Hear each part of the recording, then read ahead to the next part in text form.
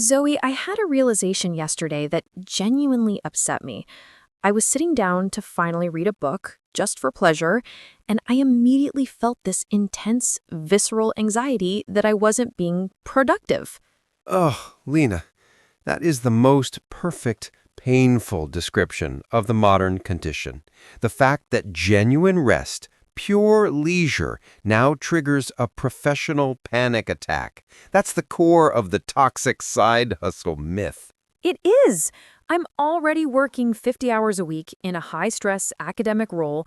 Why do I feel this crushing obligation to spend my evenings either doing professional development or worse, trying to brainstorm a way to monetize my pottery hobby? Because we've been completely indoctrinated by the hustle culture.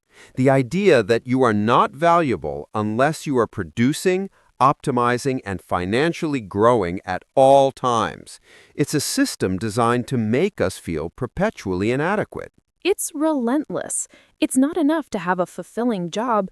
You must also have a passive income stream or a brand.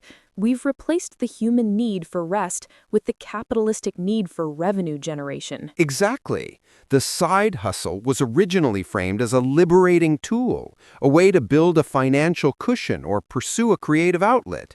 Now it's morphed into a survival necessity, both financially and psychologically. Psychologically, yes, because if you only have one job, you feel vulnerable. The side hustle is sold to us as insurance against market collapse, but it really just collapses our personal time. And the pressure is intense for women. We are supposed to have the main career, manage the emotional labor of the home, and have this successful, aesthetically pleasing side venture that proves we are creative and capable multitaskers. The side hustle becomes a measure of success on social media, too. It's a performance. You don't just make candles, you brand them, film the making process, and optimize the posting schedule. It's performative productivity. The visual perfection of the side hustle is crucial to the myth. No one posts the 2 hours of admin, the receipts, the failure. They post the perfectly lit finished product. It's all marketing. And this pursuit of more leads directly to burnout. I hit a wall last year where I realized I was spending 70 hours a week across two jobs and not actually enjoying either of them. Burnout isn't just exhaustion, it's the depletion of meaning. When you overinvest in output, the purpose fades. You're just chasing the next item on the to-do list, which quickly becomes meaningless. It collapses our sense of time, too. We don't have evenings, we have available blocks. We don't have weekends, we have catch-up sessions for the hustle that we couldn't fit into the week. It annihilates genuine leisure. Leisure is crucial for cognitive function. It allows the brain to process information and make creative leaps. If you replace leisure with structured, goal-oriented activity, you destroy your long-term creativity. I think the biggest lie of the side hustle is that it's always driven by passion.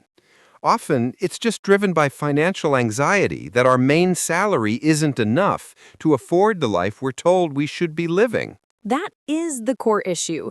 It's a structural problem disguised as a personal flaw. Instead of society paying living wages, they sell us the narrative that if you're poor, it's because you haven't hustled hard enough. It cleverly individualizes systemic failure. It tells us the economy is fine, your hustle needs work. And we internalize that blame. We need to reclaim the concept of the portfolio life, which is different from the hustle. A portfolio life is about finding a healthy blend of work, community, and rest that supports your identity. The hustle is just about maximizing revenue. That's a powerful distinction. A portfolio life uses different parts of your brain for fulfillment, whereas the hustle just exploits another part for money. Exactly. We need to normalize having hobbies that are financial liabilities, hobbies that cost money, time, and effort and return absolutely nothing but joy. That is essential for the soul. I feel guilty every time I buy new pottery clay that isn't specifically intended for a commercial order. That guilt has to stop. That guilt is the mark of successful indoctrination. You have to actively fight that voice, Lena. You have to tell yourself, I am worthy of unproductive joy. It's hard to shake the feeling that if I'm not using my skills for money, I'm wasting my potential. But using your skills for sanity, for creativity, for mental clarity, that's not waste. That's necessary maintenance of your most valuable asset, your mind. What about the pressure to be constantly available?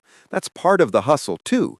Being connected 24/7, ready to answer client emails or post content. It collapses boundaries entirely. The hustle demands that your personal time becomes the client's available time. That's why we see so much burnout in freelance and creative industries. The line between work and self completely disappears. We need to redefine ambition. Ambition isn't just about maximizing income or power. It can be about maximizing personal time, quality of life, or depth of relationships. Absolutely. My ambition is to take a full hour for lunch every day and to turn off my work email notifications after 6 p.m. That's my version of climbing the ladder now. That's my success metric. I love that. Redefining ambition as boundary maintenance. We have to teach ourselves to be content with enough. What is enough money? What is enough productivity? What is enough fame?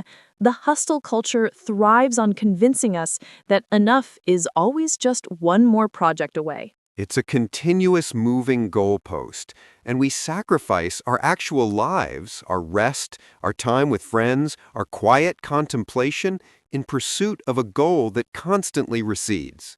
So the antidote to the hustle isn't necessarily quitting your main job. It's aggressively protecting your unmonetized time. It's about prioritizing the hobby, the book, the walk, the simple rest. It's about building a fortress around the time that doesn't belong to the market. I need to schedule unproductive joy time into my calendar just to ensure it happens. That's a fantastic idea. Treat your rest time with the same reverence and commitment you treat a client meeting. So I'm going to reclaim my pottery, not as a side hustle, but as a sanity practice. It's an expense, not an income stream. And you deserve that expense. You deserve to create something that only serves your own joy and nobody else's bottom line. And you are going to stop apologizing for saying no to opportunities that encroach on your protected time. That's where the real power lies. That's the ultimate achievement in a hustle economy, the confidence to say no without guilt. We have to shift the narrative away from you should be doing more to you are already doing enough. And that shift starts with us.